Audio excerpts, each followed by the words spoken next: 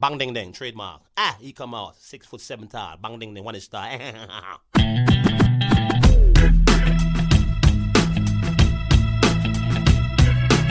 dong ding dong ding dong ding dong ding dong ding dong ding. It is a perfect day. Woke up to the sound of the garbage truck again. Upstairs neighbor's toilet's leaking on my head. Cars broke down, I missed the bus, there runs a 10. I had a feeling this was a day to stay in bed. I finally left my pad right under Jumbo's cloud roof. A police officer pulled out his gun and said, I said, sir, you got the wrong guy. I guess it's just the perfect day.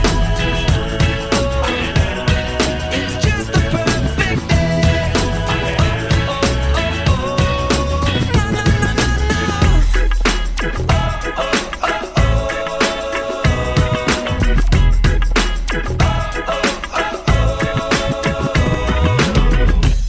Hey guys, welcome back to the show. Today we have a very special guest. This is a conversation that I've been looking forward to for quite a while now. Today our guest is Todd Henry. Todd is the founder of The Accidental Creative, a company that helps creative people and teams be prolific, brilliant, and healthy. He regularly speaks and consults with companies about how to develop practices that lead to everyday brilliance. Todd is also an author of several top-selling books, including The Accidental Creative, Die Empty, Louder Than Words, and Herding Tigers. So without any further delay, please welcome our special guest, Todd Henry. Todd, how are you? Welcome to the show. Thanks. It's great to be here. Absolutely. We're thrilled to have you. Thank you so much for making time for us. I know you're a busy guy and your schedule's hectic, and we really appreciate you making some time for us. You actually have the honor of being the very first author in my Audible library. Very first book I ever bought. It's great. Yeah, Words. Z-Trip tweeted about it, and I was like, I'll check this out. And got Audible, and I downloaded this book, and that led into I have over 100 purchased audiobooks now, and everything from Accidental Creative, Louder Than Words, Simon Sinek, all the good ones stemmed from your book. So thank you so much. Fantastic. But when I saw that incredible vinyl collection behind you, I should have known that Z-Trip was involved somehow in this whole thing. Yeah. Yep. No doubt. Well, and it's really funny. So we've been doing this show for going on almost 4 years now, and you'll be somewhere near episode 194 or 5, something like that. And your books, I come from the advertising industry, so I'm sort of a creative in the sense that I'm an art director, designer by trade. And Mike actually introduced your book to me shortly after having discovered it himself. And Mike comes to creativity through sort of the music side. So he's a director or a DJ and club producer, where I came into music through, I was a tour manager and stuff like that for a while. And so we spent we have all these interesting creative crossroads, but they both sort of manifest through your book. So it's kind of an interesting amalgamation of things, I suppose. Well, it's great to know that that work can cross over, right? I guess it kind of shows us like creativity is creativity. If you're solving problems regardless of your industry. And, a lot of the same dynamics and pressures and pitfalls and all of that affect all of us, regardless of our profession, regardless of the kinds of problems we're solving, whether it's music or it's, advertising or creative or design or copywriting or entrepreneurship, creativity is problem solving. And so, I think often we don't see those commonalities, but it's great to see that playing out here. Well, and it's funny too, from the beginning of this podcast, we had in our early days, we had a really hard time sort of classifying what it was we did. Right. And we were talking to our friends mostly in the early phases, who do we interview? Oh, well, call some guy, And, but what we started to notice after we developed a little bit of a backlog was that there's this creative thread that runs through everybody. It's just a matter of how we apply it, right? So we were talking to musicians and artists and startup founders and CEOs and,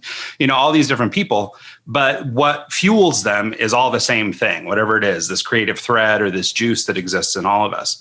And so I wondered if we could start going back a little bit on your creative juice and see if we could maybe understand a little bit, how you got to where you are today. I mean, obviously we know you as an author and a convention speaker and the guys doing the business circuits, but what was it like before that? How did you get into this? And actually, I know you played in a band before. You were a musician, and I tried to look you up to see who you were and see what it was all about. And there's two bands that I found that out. The only thing I could find is there's a reggae band with your name. It's like an old, not you. And I figured that probably was the case. And then I found an article from 2001 as a country singer. Is this correct? That would be correct. Yes. I think that is the only thing in existence that in any capacity, speaks about this whole deal. I'm almost 50 now. So I did all my experimentation pre-Google, which was kind of nice, because none of that really exists anymore. As a matter of fact, when people ask me about building a personal brand, I say, well, the best way to do it is just go back and do all of your experimenting before Google was a thing. And then you don't have to worry about it. You can build it from scratch. But yeah, so I studied marketing in college. And then, to your point, I paid a big chunk of my way through college by playing music, performing, writing, songwriting, traveling, performing shows. And so I thought, maybe I'll make a go of this. So I spent a significant amount of time in Nashville.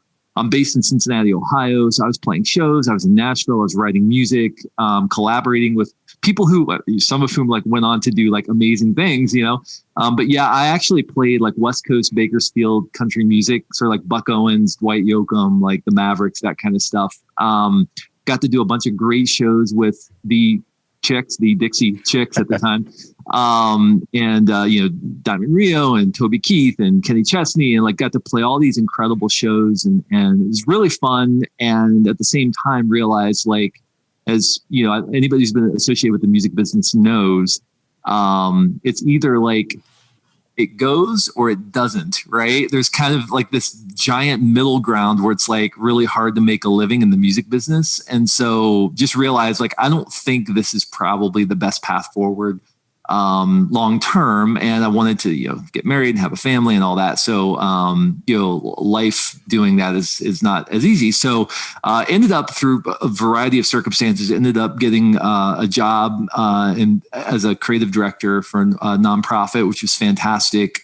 Spent the next decade doing that, leading teams, building a team of people. We built a team to, 36 or so people over the course of that time. And in the midst of that, as I was trying to lead this team, as I was trying to figure out how do I keep them what I began to call prolific, brilliant, and healthy at the same time, realized that many of the other organizations in our city, the creative directors, are having similar conversations. So I started just getting together with people who were creative directors, executive creative directors from some of the biggest firms in our city. Cincinnati, I know a lot of people who aren't familiar with it think Cincinnati, Ohio, what? But, we're the home of Procter & Gamble. We're the home of Macy's. We're the home of Kroger. There are several huge companies that are based here, and Procter & Gamble is kind of the cradle of brands, right? So there are all these design and creative agencies, brand firms here in Cincinnati dedicated to serving basically Procter & Gamble or Kroger or Macy's or some of these companies that are built here or based here. So there's a big creative presence here. So spent a lot of time kind of working with them and sort of just asking questions and sort of seeing what they were asking, and realized there needs to be a forum to talk about the pressure to create on demand. So in 2005, started a podcast called The Accidental Creative, kind of on a whim. Didn't really mean to, but it just kind of happened. It didn't really mean for it to be anything. I just released, about 5 episodes just saying hey, here are some things I'm noticing, some conversations I'm having. Kind of forgot about it because I was busy. I was working a 60+ hour a week job, So I kind of forget about it. And I go back to iTunes at the time to look for podcasts to listen to, because this was kind of a new thing, right? And there was one called The Accidental Creative that was one of the top podcasts on iTunes. And my first thought was, oh no, I stole someone else's idea. Why didn't I check first to make sure? But it was my podcast that was one of the top podcasts on iTunes, which is crazy. So there were thousands of people listening to this thing right out of the gate.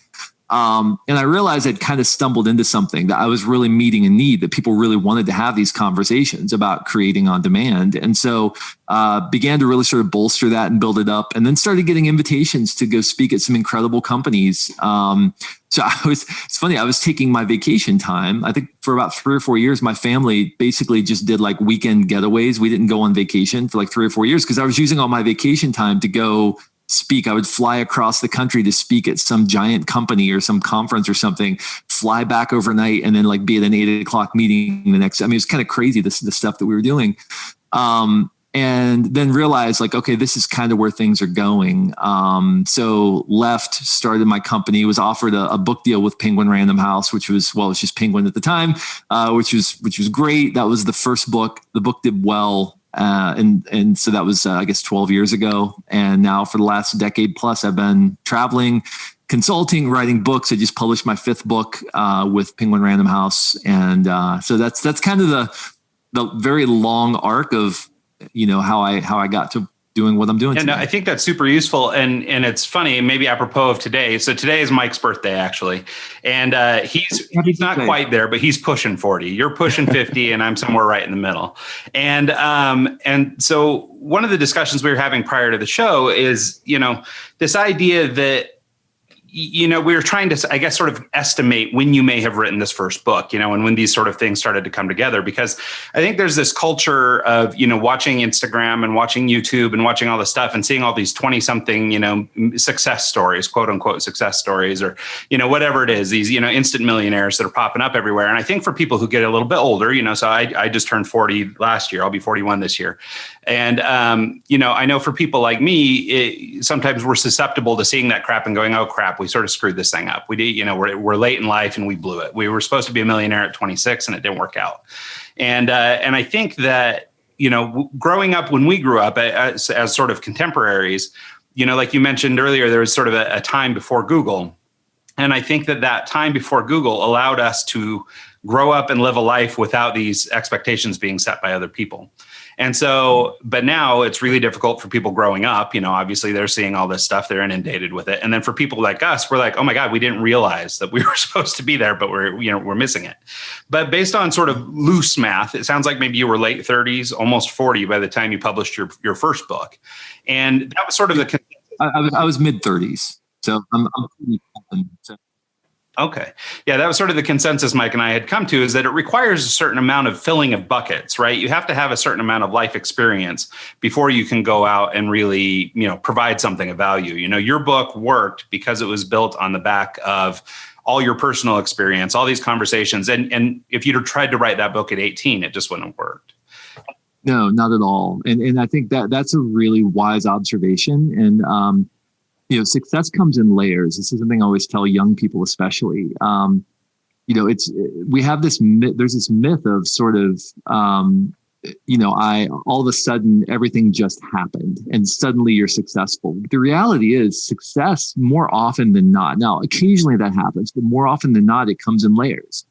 It's that by the time you get to the place where you're like writing and publishing a book, that's just the next thing to do. It doesn't feel like some monumental breakthrough. It's just, I've been working on this for years and years and years and years. And now I'm codifying it into a book and now it's being published. And that's just the next thing. That's just the next step. It doesn't feel like some monumental breakthrough. And that's true in many careers, And so I think, and if you look at the statistics, it's really interesting. Look at the statistics of funded companies in Silicon Valley. The ones that are often the ones that are the most successful typically are ones that are founded by people who have had 1 or 2 or 3 other companies under their belt. They've failed, they've learned all their hard lessons. And then maybe their third company that they start in their late 30s, typically early 40s, is the one that really takes off because they've seen all the patterns. They've connected all the dots and they realize, oh, okay, there are some pitfalls I have to be careful not to fall into. And so when you're young, everything seems very black and white. Everything seems very clear. Well, this is what we need to do, or you're getting it wrong. And I was that way in my 20s. Like I thought I knew everything in my 20s. It was only with a little bit of maturity that I suddenly realized that things are actually a little more gray than I often give them credit for. And the precision with which we can describe that grayness is what makes us a great creative and a great leader, right? The ability to kind of look into the gray and also to see patterns at the same time and to say, okay, here's what seems to be going on here. I think that's what makes us great creatives and makes us great leaders ultimately.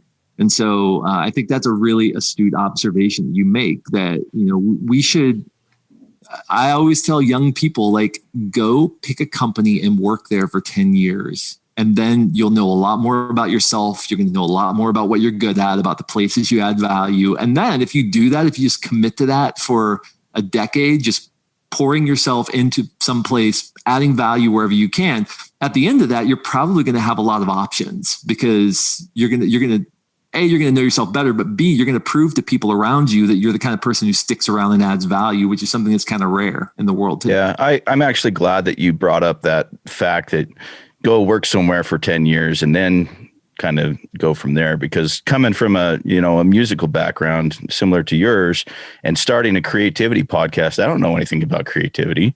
I'm not a pro in this, but having before you wrote Accidental Creative, you spent 10 years in a creative firm and got your feet wet and then wrote the book. And so it makes me feel better knowing that, like you didn't just jump out from, being in a band to writing an amazing book on creativity. You actually went and did the work and got the background on that first. Well, the interesting thing is too, when I think one of the things that people say about the stuff that I've written, and I'm really grateful that they say this, because this is probably what means more to me than anything, is that it's very precise. That I'm saying things that don't sound like vague platitudes, but sound like meaningful specifics.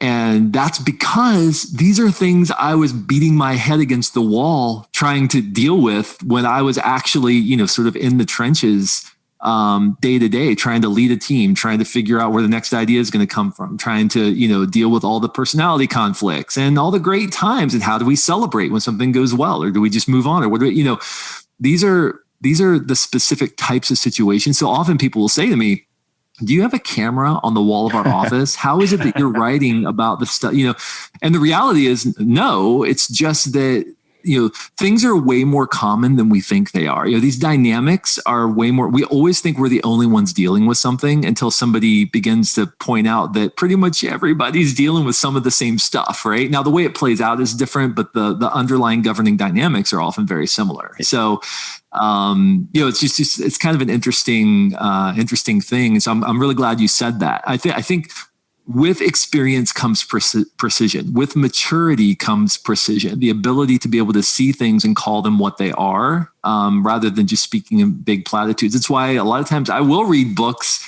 and I'll just say it just doesn't feel like there's anything here, because it just feels like a rehash of all the things that have already been said. But there's no meaningful specific. And I think the best thing we can do as a creative is be precise. In how whatever it is we're doing. You actually, I was listening to another interview where you were on, and you brought up the fact that when you write, you actually write to someone. Like you pick someone and you're writing to that one person. And that you mentioned that's actually why a lot of people will come to you and say, hey, is there a camera on the wall? Are you watching me? In reality, you're writing to that one person, and it helps kind of frame your book from start to finish. So yeah, and I've done that with every book, and I do it with every podcast. I imagine a specific person sitting across the desk for me when I'm writing, and I write the book to that specific person. And to your point, I think that really makes a difference in terms of, and by the way, that's not just writing books. That's creating anything. We tend to try to use avatars or customer profiles or things like that, which are these sort of, these kind of where we try to like combine a bunch of people into sort of a demographic or a psychographic. And that can be useful. I just find it a lot more meaningful and compelling when you think about a specific person and you create for that person. I think your work's going to be a lot more precise that way. And so anybody, if you're making music, if you're designing, if you're writing, if you're building a business, think about it with that kind of precision. It's going to really help the creative endeavor for sure. Yeah. So your morning regiment is what legends are made of. How was your oatmeal this morning? So You really have done your research, like for real. I actually have changed my breakfast, believe it or not, really? for the last 2.5 years. I think I actually do almond butter and toast instead of oatmeal, but everything else is the same. The coffee, same mug.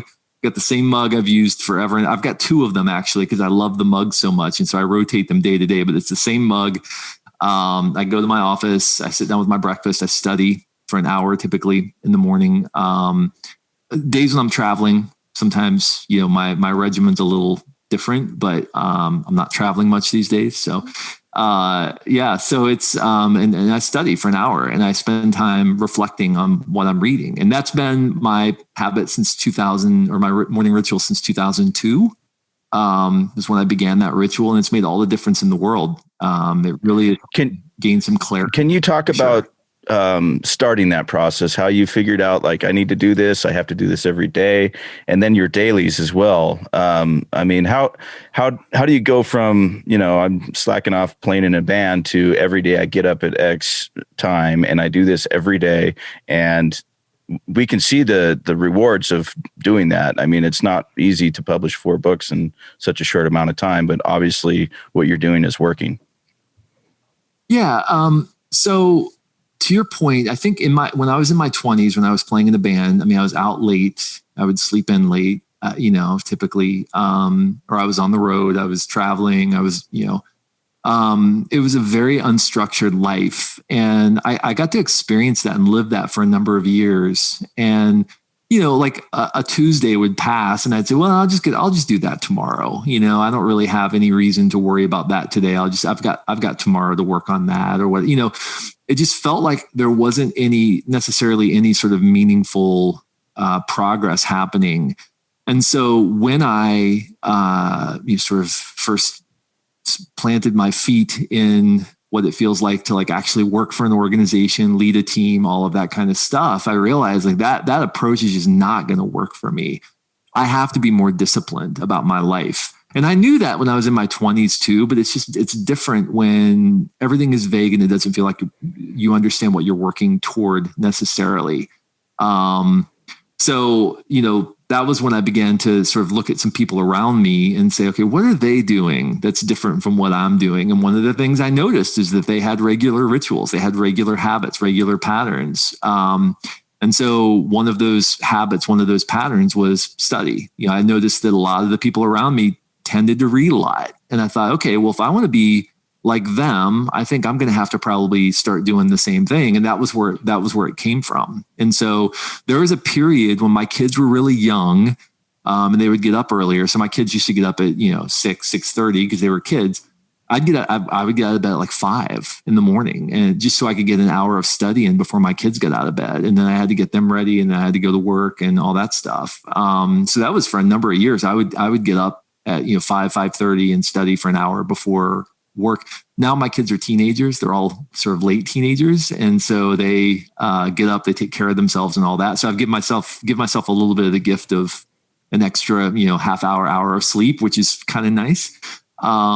But yeah, I mean, that really sort of began way back then. And then I was reading a lot at the time about disciplines and practices. And I started reading about monasteries and monks, and how monks have sort of daily rituals that they engage in. They call them the dailies. I thought, it's probably not a bad idea to have a set of daily practices that I just engage in. And so I've got a set of daily practices that I do every single day, and I check them off, and I've got like a checklist for those dailies. Now I've got, years of checked off boxes for each month. I can kind of see where they are, but it's things like studying, it's things like meditating, it's things like writing every day, making progress on what I'm working on. I do an active business development every day, just as a matter of habit, just to make sure that every day I'm doing something to plant seeds that could lead to future business. Every day I have a meaningful conversation with each of my kids. It's something I strive to do and check off the list every day. So there are just these sort of daily things that, that if I didn't do them every day, is the world going to fall apart? No. But if I don't do them for enough days in a row, things start to erode. And so really the dailies are just about maintaining the important stuff in your life and making sure that you're not letting things slip for too long, like they did for me when I was in my 20s, right? it wasn't that any given day was necessarily disastrous. It's just that if you string enough of those days in a row along where you say, yeah, I'll do that tomorrow, then you're kind of pushing everything off to the future. And so I learned a lot of lessons actually during that time as I sort of look back and it's funny because I kind of jokingly tell my kids, I call them my misguided 20s, which I mean, they weren't. It's fine. It was fine. We all have to do that. I think I'm glad I sort of tried. I'm glad made a run at that, because now I don't have to ask I don't have to wonder, I don't have to ask questions about like, what if I had done this or that or whatever. So I think it's really good. I mean, I think if you're in your early 20s and you got an idea to go do something, you should go try it, go try it and see, because you never know. And you have so little to risk when you're in your early 20s, typically. It's a lot harder when you're in your mid 30s, when you've got a family and a mortgage and all that. There's a lot more of a calculus involved. But it's funny because when you're in your early 20s, you think you have so much to risk and you really don't have much to risk, and so I spent 5 years like chasing something, and then it didn't work out, and that's great. It worked out for some of my friends, which is great too. But now I look back and I'm like, okay, that all served a very important purpose in my life. It really taught me a lot. A, about being on stage, B, about what it means to be creative on demand. When you're performing, when you're writing, when you're on stage in front of maybe a couple thousand people at a time, like, you're there, you're like in the spot, you got to figure it out. You don't have the luxury of like, hey, let me go in the studio and figure this out, and then I'll come back out later and play something for you. It's like, no, these people are here. They didn't come to see me. They came to see, the Dixie Chicks or Toby Keith. I'm like the opening act, like nobody is there. So I've got to figure out how to capture their attention. I can figure out how to be creative in the moment. So all of that served its purpose, but I'm also really glad that I kind of moved beyond that at some point. Yeah. Yeah, no, I think that's really useful information. And actually, in these last few minutes with you, I wondered if you could just talk about maybe more globally or from maybe a business management perspective, the importance of routine. This is something that, I too have done for a long time. I've been, working for myself since about 2000. And so for these last, 20 years, I've basically been working from home or working, remotely from one location or another. And for me, routine has always been huge. Getting up, getting dressed, showering. I mean, my wife hates it because I wear my shoes all day, but by wearing my shoes, I feel like I'm at work, right? I'm not just loafing at the house. And so, but I get up in the morning, I get ready, and I've always done that as a way to, I guess, sort of, act as if you're going to work. I later, in the last couple, maybe 2-3 years, have added to that some of the things like you're describing, study and other things like that. But I wonder if you would just talk about it from sort of a business perspective, the importance of routine, A, for, people working from home, especially now during COVID and all this stuff, this is a really common experience, but the importance of maintaining sort of routine and some semblance of normalcy while we're working from home. And also just, if you work for yourself or whatever. Yeah, I absolutely love that you do that. I love that that's part of your daily routine. Gretchen Rubin once said, what you do every day matters more than what you do once in a while. And I think those are very wise words. So the way that you treat each day is the way that you treat your life. And so right now, especially in the midst of COVID, when we're working remotely, when every social interaction is actually a transaction, because, I click and we connect, and then I click and you're gone. I could just be done with you. I could do it right now. I'm not going to. I could do it right now. I can just click and you're gone. Our life can just feel like a never ending stream of transactions versus meaningful interactions, meaningful conversations. The things that make us human that we often get when we're sort of in a workplace or we're out and we're interacting with people and all of that. So right now, rhythm is a way of keeping us grounded in our humanness, in our humanity. We are wired for rhythm. We're not wired for every day to feel the same, to get out of bed wearing the same clothes, sit in front of a camera wearing the same clothes, go to bed wearing the same clothes. There's no peak, there's no trough. It's just that every day is the same. That's what it kind of is right now. So building rituals kind of gives us a sense of rhythm, a sense of ebb and flow, and like, this is who we are and this is what we do. And we're working towards something in the future that is meaningful. It helps us with our sense of optimism. Why study if you don't feel like there's some better possible future for you. If you don't feel like there's some way in which that planting those seeds is going to eventually yield a garden that's full of fruit. I mean, why would you do that? And so it just reminds us that that we're made for more than just existence. We are. That's what I think practices and rituals does for us. Yeah, that's great. I know you have a heart out, and we're approaching that right now. Feel free to cut me off, but I actually have one more question if you have time. I noticed as I was preparing for this interview, I went back and I listened to most of your books, and I noticed that as you were writing Accidental Creative and Die Empty, and then Louder Than Words, in Die Empty, it almost sounds like you were writing louder than words at the same time. Do you do that? Do you double up and kind of get an idea and you're developing another book? Can you go over your writing process? I heard you use an app like Scribs to kind of move stuff around and just you have a 5,000 word maximum, not a minimum. Just go over your writing process for us and tell us, how the first book kind of enabled you to write the rest, because that's kind of a trend.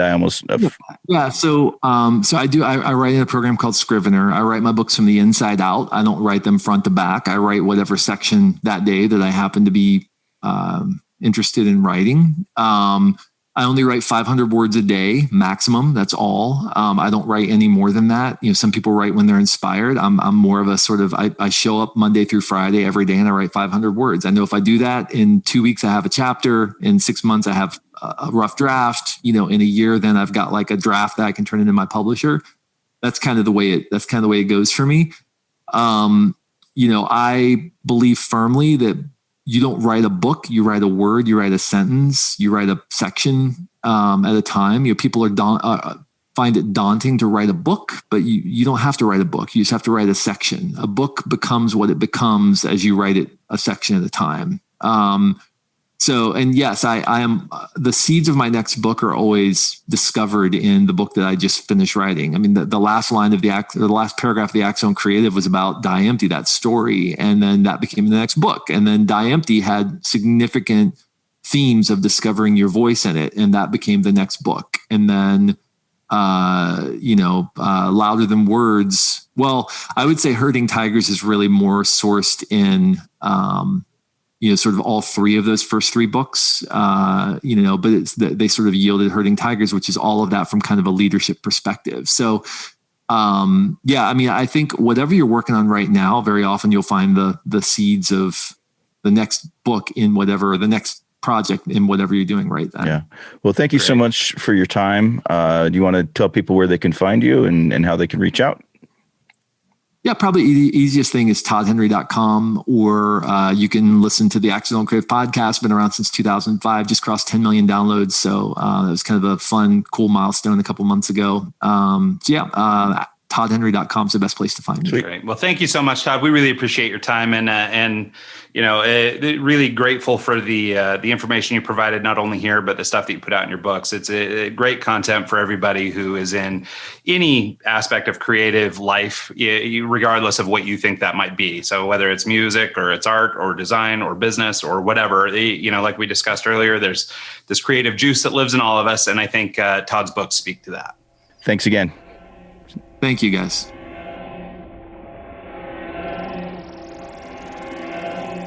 So, that was Todd Henry. A really cool interview with him. He had a heart out, so we had to only go a half hour with him, and our shows normally go an hour, and I'm going to email him back and try and get another interview out of him at some point. I think we've got to, because honestly, as you guys heard in the interview, it was an incredible conversation. And, I feel like we covered a lot of territory. We talked a little bit about sort of his early days, but I feel like it could almost be a 3-part series, right? We got into the discussion of sort of his early years and this amalgamation of experiences that led to writing the first book, The Accidental Creative. But I think that there's so much more digging to do also.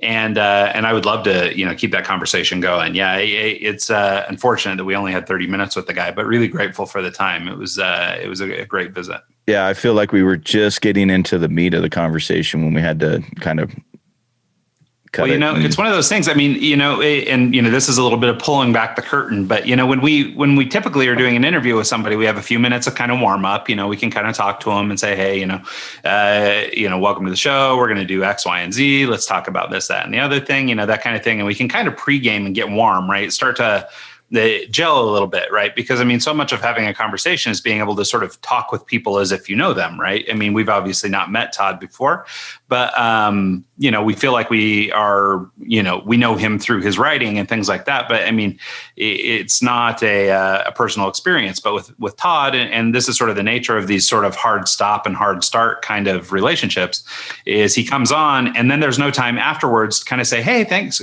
thanks for that, great job, back pat, I really enjoyed that talk, and we didn't have any of that. Unfortunately, it was just sort of an abrupt end. I think he probably had another call or something right back to back, and and like Mike said, I'm hopeful he'll come back on and maybe do a little longer form discussion with us, or maybe we can figure out a way to do something with his podcast, or maybe we can do an article or write something together or something. I don't know. It would be cool to find some other way to collaborate with him. I know he's working on more books, and next time he puts one out, I'm definitely gonna reach out for an interview request regarding the book, so we can absolutely do that again. Well, and and I think maybe that's something you and I can talk a little bit about. Or I mean, there's maybe a couple points that I think would be worth sort of exploring a little longer form that came from that conversation. I mean, first of all, we sort of ended the conversation with this discussion of routine and sort of the value of routine, and I think that that's something worthwhile sharing in terms of if people are working from home right now, or if they're self-employed or entrepreneurial, or not. I mean, maybe just, you go to work for somebody, but you can sort of set your day up a certain way. I think his point about being intentional in how we sort of prepare for the day, and having these rhythms. I'm not as familiar with, you mentioned his dailies, but his ideas of, getting up in the morning, taking some time to study, taking some time to, write each day, things like that. I try and do something similar using these. And we've talked about these before, the Pomodoros, these little 15-minute blocks of time, or are they 25-minute blocks of time? And so I do that in the morning. I get up in the morning, I shower, I get cleaned up, I get dressed for the day. And like I mentioned in the interview, I wear my shoes all day. And I sit down and I do 2 Pomodoros of reading. So I'll sit down and I'll read some book for 2 Pomodoros, so about an hour by the time you factor in breaks and stuff. And then after that, I'll go to the office and I'll sit down and write or do email or try and put together articles or whatever in that next, I'll do a 4 Pomodoro stint then. So I'll have a 2-hour, run in the morning where I do that kind of thing. And I found that by having these sort of ritualized, structured things, 2 things have happened. 1, I'm getting more done, but 2, and maybe this is, where doing something like this, building these rituals could be of real value to you, is I'm at the point now where if I don't do my rituals in the morning, I kind of get this sinking feeling in my gut, like I screwed up, like I'm not doing the thing I'm supposed to be doing. And, I've actually sort of built a habit out of it. And I think that you could use that as something to, I don't know, propel your day or begin your day. If you're trying to get something done, anything done, write a book or start a podcast, whatever it is you want to do. I think by developing some of those early rituals, after a little while, you develop that momentum that just keeps it moving. And I think having momentum really helps you get stuff done. Well, actually, Todd, I think it's Die Empty, he talks about a comedian that hit up Seinfeld and was like, hey, how do you become a good joke writer? How do you, you're the best in the industry. How did you get there? And Seinfeld replied to him, I write and every day. And Seinfeld ended up getting this big calendar he put on the wall that every day he wrote and would develop new material, he would put an X on the day. And as you look at the calendar, you can see this long line of X's, and he says, don't break the chain. As long as you don't break the chain and you do it every day, eventually your material is going to progress and you're going to get from A to B a lot quicker. And and I think that's right. I mean, I've heard other podcasters, Joe Rogan and these types of guys talk about that too, that part of their writing process is basically you have to write every day. And I had that business coach for a little while, that guy, Jonathan Stark, who's sort of a value-based pricing guru. And that was one of his big things too. But what he does is actually takes it to even another level. He sends out an email to his email list every day. So it's not just a matter of writing for your own consumption, but he's actually writing for an audience that will see this every single day. And, and then he takes all those things, but then and stores them on the internet, and those become articles, and then they become searchable, and then they become, all these different things. And so he's figured out a way to not only build a habit of daily writing, but also do it with some stakes, because he doesn't want to publish materials that aren't going to be good enough for his audience.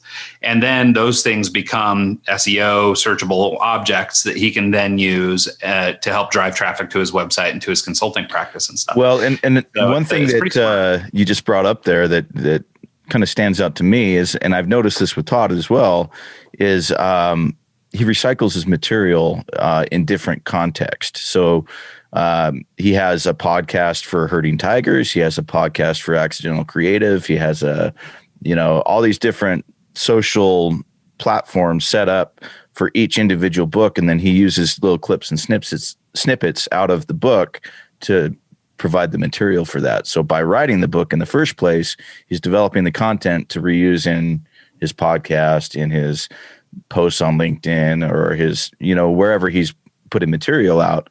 And I think that's a really good way to kind of repurpose material. You've already done the thought and the study and the work into it, but you can use it in 4 or 5 different ways to generate SEO, to put on your website, to build traffic. Another thing I think that's right. The efficiencies, I think, are critical, especially if you're trying to get a lot done in what feels like little time. If you're getting older and you feel like you've got to play catch up or whatever, you can do these kinds of things and be hyper efficient. We do a version of that here with this podcast, which is that we do the show and recently we've begun doing these segments. If you haven't seen them yet, they're called egg drops, but they're basically just a 4 or 5 minute clip pulled from an interview that's, some moment of greatness from our discussion. And, they're very that's few and far between. Well, they're always the other people, I find. They're never us. What's going on? Right. With that? So, but nonetheless, we're trying to be efficient in the fact that we're creating an hour worth of content every week for this show. But what else can we do with it? And so, and this egg drop thing is sort of an example of how people, or how we're multi-purposing the content we create, where, in his case, he starts writing a book, but then he's grabbing little pieces and parts that sort of fuel the next book. Well, and I almost feel like he kind of uses his audience to bounce stuff off of. Like he'll start thinking about something, write a post about it for his book, and then look and see what people say in the comments or whatever, and then kind of revises it from there. So I think, being an author and being able to write these books, he's actually able to leverage his audience to kind of help him write the book in the process, which is cool. And I think that, obviously that's something that comes with time and developing some community. And obviously it's something like, here at this show that we're working towards, is building up a community where we can have these kinds of dialogues with people, in the spirit of exactly what you're describing, which is, we want to be able to bounce things off the listeners of this show. And then we would love to hear their feedback, right? Are we doing the wrong thing? Are we saying too often? Are we, whatever it is, like, I want, it's important, I think, to have that feedback because, you can only do what you can do yourself for so long before it starts to feel like, oh, well, this must be okay. It's working or whatever. But, without any kind of feedback, you don't know. Yeah. I brought it up just in passing and he didn't really cover it that well, but in the conversation, but one of the things that he does in his writing process is he only writes 500 words per day. And that's his maximum. So once he hits 500, he's done. He doesn't go to 501. He just stops where he's at. And he calls that ending with the beginning in mind. And that to me is really kind of interesting because, most people, when they get into a project, they just bury through it and get it going. And he says that by, they get in a flow state and just keep going. He says by cutting it off at 500 words, the next day when he starts, he knows exactly where he wants to be. And he has a whole day to kind of think about progressing from there. So it's kind of an interesting concept. I never thought of that. Yeah, it's interesting, because especially like as part of my daily writing practice, I'm exactly what you described, what you just said there with, this idea that you want to barrel through and you want to get it done. So I'll sit down and start writing an article, but I don't want to wait until tomorrow to finish. I want to get it done today. So instead I'm late getting started to my next project or, whatever, because I, want to finish my article. And most of the articles I'm publishing are somewhere between 1,500 and 2,000 words. And so I'm rocking through 2,000 words every day. Well, I wish it was every day. I haven't been that prolific, but but when I sit down to write, I sit and I'll write a lot, and so, but I like that idea of sort of breaking yourself off mid consciousness or mid thought and then resuming the next day. The other thing I like about that is, it's sort of, I guess maybe it's more attainable too. Like if you were trying to reach 1,000 words every day or 2,000 words a day for your average writer, that's probably more than they want to do. 500 words, I don't know exactly what it is, but let's say it's 4 or 5 paragraphs, right? It's pretty doable for most people. And, if you had a higher target, something in the thousands or something per day, unless you're a professional author, like you just don't have the time to commit to that. It's a big time commitment. I think by breaking it into a more bite-sized chunk, it's easier for people to do and stick to. And so I think that that's a valuable thing. Well, and I think the reflection part of it's important too, because, there's been many times where I've typed this long ass email out and hit send. And when, why the hell did I hit send? I need to think about that before I hit send. And same thing for writing an article or a publication or a book. Don't just get it done and move on to the next chapter. Work on it, think about it, and then finish it. I think that's a critical step that a lot of people might overlook. Yeah, no, and I'm for sure guilty of that too. I'm a notorious long email writer too, and so, but it's the same thing. Half the time, if you do take the time to stop and reflect, you go, "What am I doing? Like, I could say all this in 3 sentences, or we should just get on the phone, or, maybe I was pissed when I started writing this, and now I'm not pissed, so I could probably not send this." Or, whatever, maybe it was cathartic to get it out, but now that it's out, like, it's not important that the other person gets that email. Yeah. So I think it's a valuable thing, but I think you're right. I think that reflection bit is maybe the critical piece of the puzzle. It's not so much about the writing as it is about reflecting on what you wrote. Yeah. So you were listening to Diempty as well. Did you notice that he brought up a documentary called Searching for Sugar Man? Yeah, and I don't know if you've seen it. I watched it last night. It's amazing. Did you really? Yeah. Yeah, it's very good. It's funny. I saw it at a friend's house in Spain, and most of them don't speak much English, so it was really more for me than for them. But it was I think it's a pretty amazing story, actually. Yeah. And for people who haven't seen it, and hopefully I'm not screwing this up. Hopefully I'm not mixing it up with something else. But basically, it's about this musician, and he Bob Dylan kind of. Yeah. And he became sort of a star in South Africa. Yep. And then kind of disappeared. Like it was unknown to him. The thing is he didn't even know that he was popular in South Africa. Yeah, his music. And it's almost like what Todd was just describing with his podcast, how he went back to iTunes and discovered that his show was trending. He didn't even know that he was finding success as a podcaster. He wasn't looking for it. And that was sort of the deal with this Finding Sugar Man, is this guy went on to be wildly successful in South Africa. Yet meanwhile, nobody knew where he was. They couldn't track down the guy. They thought that he like committed suicide on stage. Like there was this rumor that he was dead and that like he, just offed himself in this glorious manner to give it to the man kind of thing.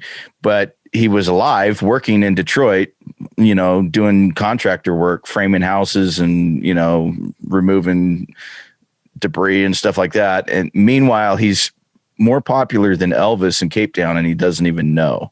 And so 30 years later goes by and then he finds out, this guy's like, what happened to this guy that's huge in Cape Town, guy from Cape Town?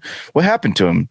No one knows anything about him. No one knows anything at all. And so he started this kind of like quest to find this performer. And 30 years later, this guy goes to Cape Town for the first time and hasn't played in years and is playing in front of 20, 30,000 people and sells out 6 shows in a row. And could you like when he got on stage and saying, I actually teared up. I cried a little. Yeah, no, it's a pretty impactful movie. It really is. And I had heard a lot about it prior to hearing it. I will say I admittedly didn't get deep enough into Die Empty to hear that part. How did he tie all that together? He brought it up in conversation, and it was like right at the end. I was ending my day, and so I was like, well, screw it, I'll watch this documentary. So I kind of got to that point, was like, let's check this out, and then shut the book off. So I don't we'll have to go check it out. I will say though, one thing I did pull out of Die Empty was this idea of mapping, making, and meshing. These are sort of three components of I guess leadership or running your business or goal setting or, whatever your project is, that you need to sort of have each of these three little buckets. And I had really hoped to go into a conversation with Todd about it, because it seems to me that I fall into some of the trappings of this thing, which is I skip mapping, I don't worry about meshing, and I go right into making. And I think that's, part of it is my training, right? I've always been in art and design and things like that. And so people always come to me with instruction and then I produce, right? So I've always been in this producer role. And yet what he's saying, and with this mapping and making stuff, is that mapping is basically taking the time to lay out what it is you're going to do. It's the work before you do the work, right? And notoriously, this is a hard step for me. I just want to get to it. I get so excited, I get right to it. I don't want to sit and think about all that. And so, but he mentions in the book that it's it's a critical component of this. Basically, if you were driving from Los Angeles to New York and you didn't even know what you were doing, you might meander the great lower 50 before you found yourself in New York City. But by having that end in mind and knowing where you're going, it's much easier to sort of plan it out. And so I think it's important to do that.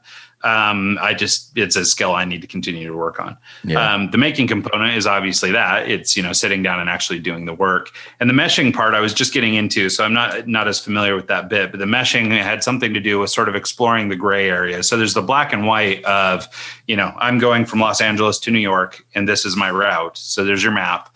Making is actually getting in the car and doing the drive. But as I understand it, and maybe I'm screwing this up, but the meshing is sort of this looking at the in-between and looking for ways to improve or be more efficient. So maybe, on your drive, you find there's a route that's a little bit faster, or you skip the world's largest ball of yarn and that saves you half an hour, or, whatever it is. And I think that this idea of sort of exploring these gray areas in between and being able to adapt and move, I believe is sort of what he was trying to get into with the meshing. And I would have liked to have that conversation with him. However, I will go back and listen to the book, I guess, or finish up the book. Yeah. If you get a chance, out of all of his work, I think Louder Than Words is probably my favorite book. So if you get a chance to listen to that, it's great.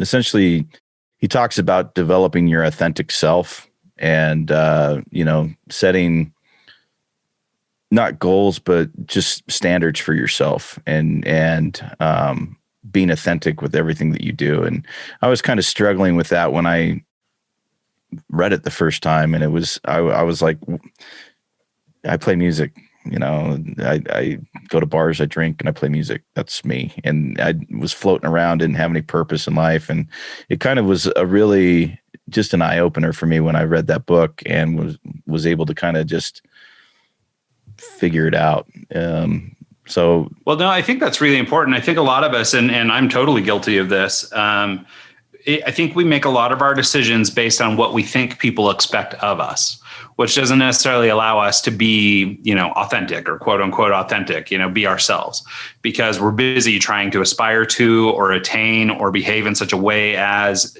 somebody else, the other, expects of us. And so, I've struggled with this a little bit. I've been, fiddling with the idea of career pivots or moving around and doing something different in my career.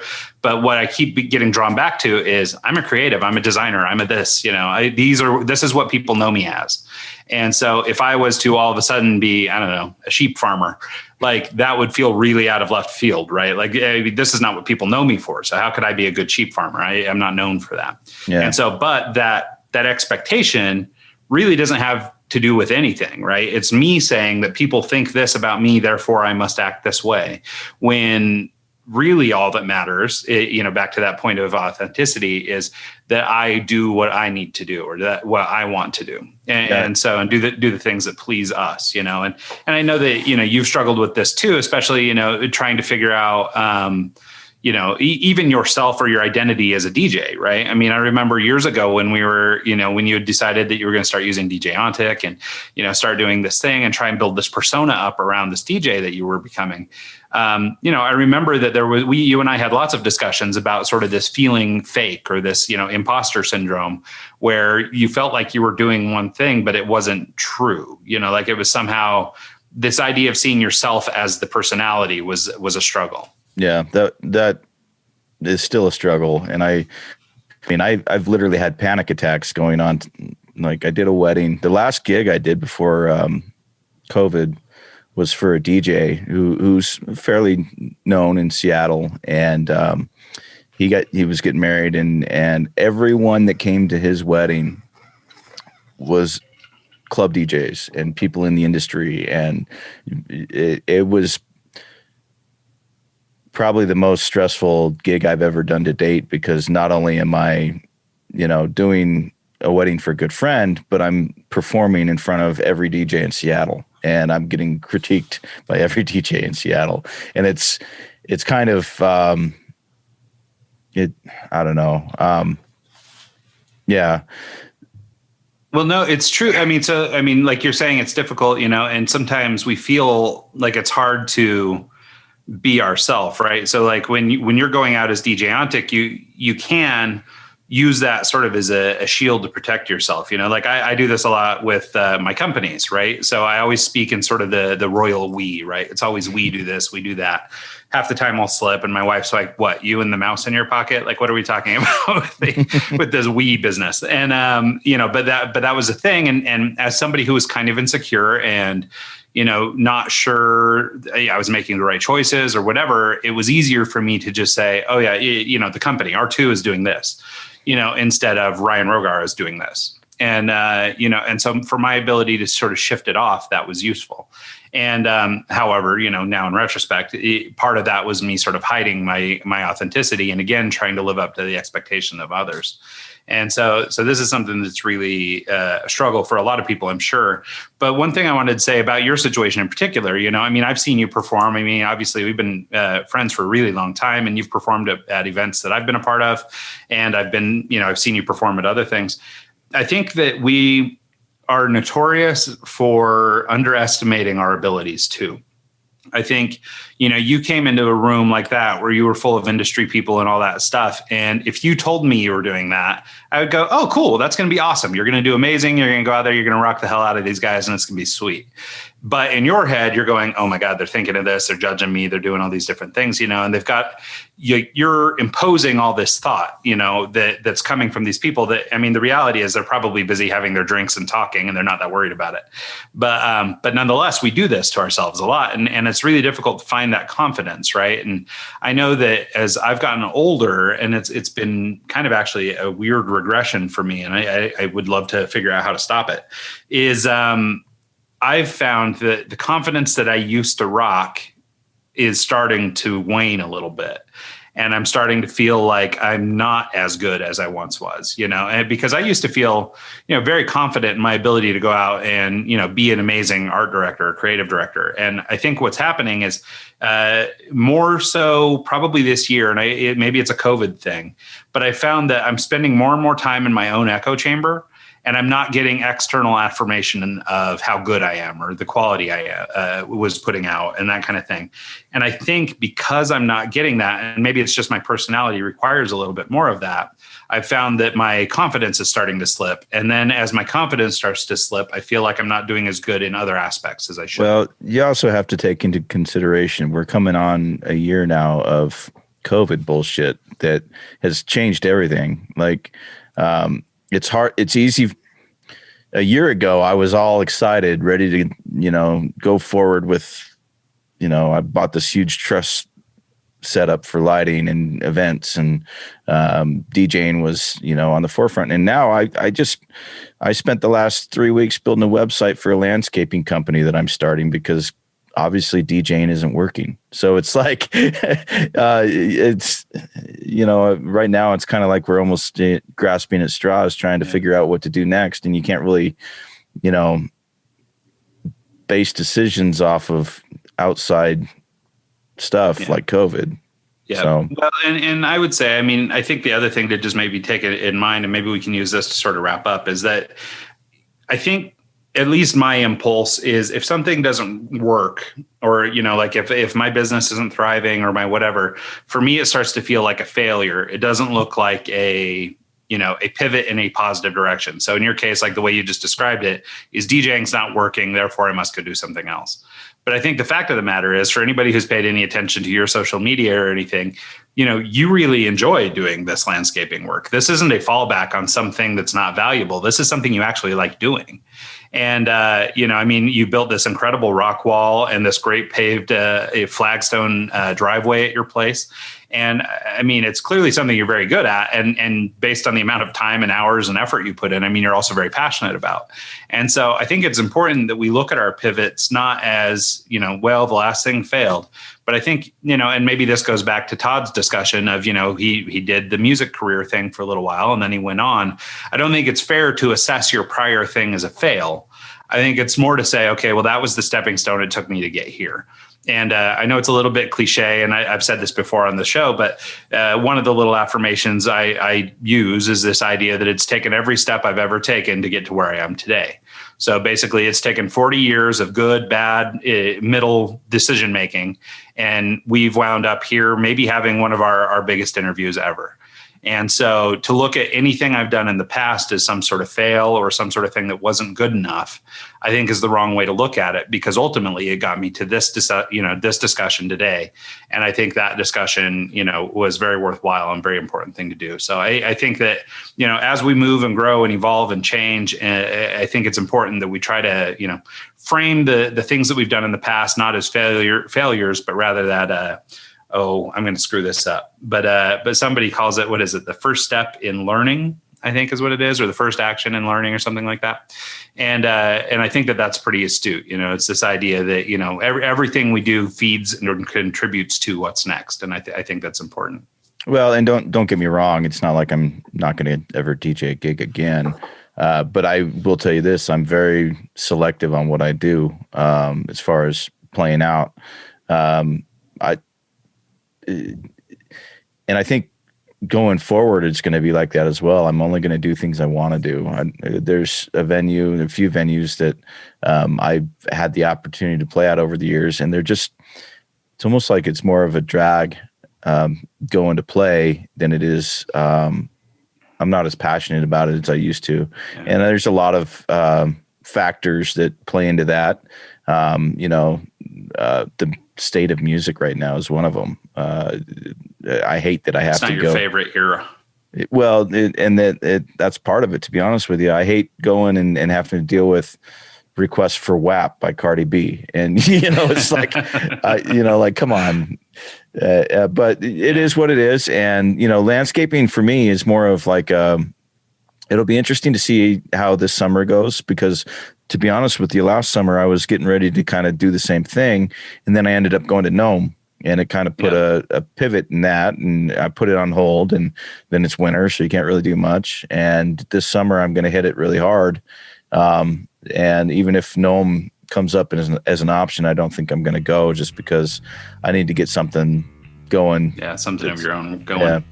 But I think it's a great thing. And I think, one thing that COVID, despite all the bad, has sort of put in perspective for me, and you sort of just alluded to it, is that we really need to spend the time that we've got doing the things that we love and the things that we want to do, because, going and playing that gig just cause, even if it's for a couple $100 or whatever, if you're getting paid for it, but it's a gig that sucks, it still may not be worth doing. Your personal happiness and your personal joy and your personal everything else needs to be worth something too. And I think that's one thing that I know for me, I've noticed through COVID is, obviously my job was very adaptable to working online and going full-time online. But I think that, if there's anything we've learned, is that everything can be taken away at a moment's notice. And if we don't take time and enjoy the things that we enjoy while we've got the opportunity to enjoy them, that we may end up missing out on the stuff we want to do. Yeah. Well, cool. That was an amazing interview. I really wish we had more time. Wish he was still on the call with us right now. Yeah, no joke. Well, anyway, but yeah, no, like Mike said, the interview was amazing. Go check, rewind it and listen to it again. And then listen to us. We're profound. We're actually the stars of this show. Philosophers. And but that's right. But check him out at toddhenry.com. He said was the best spot to track him down. He's got a bunch of podcasts, articles, blog posts, anything you can imagine, he's got over there at toddhenry.com. One little appeal I want to make on behalf of the Eggs Show is, as we've mentioned out loud and have hopefully been alluding to, we're really hoping to build up our community here in 2021. We want to make sure that everybody who listens is involved in one way or another. We'd love to hear from you guys, feedback, critique, positive, negative, guest suggestions, anything you'd like to do to be a part of the show. We'd love to have you. We'd love to get some conversations going on. And right now we'll start with the email, which is just info@eggscast.com. But if you would like to continue this conversation any other place on social networks or whatever, please do. It will have all the links in the notes here at the show. Alrighty. We'll see you next time. Absolutely. Thanks to everybody who listened this week and every week. And we'll see you next time.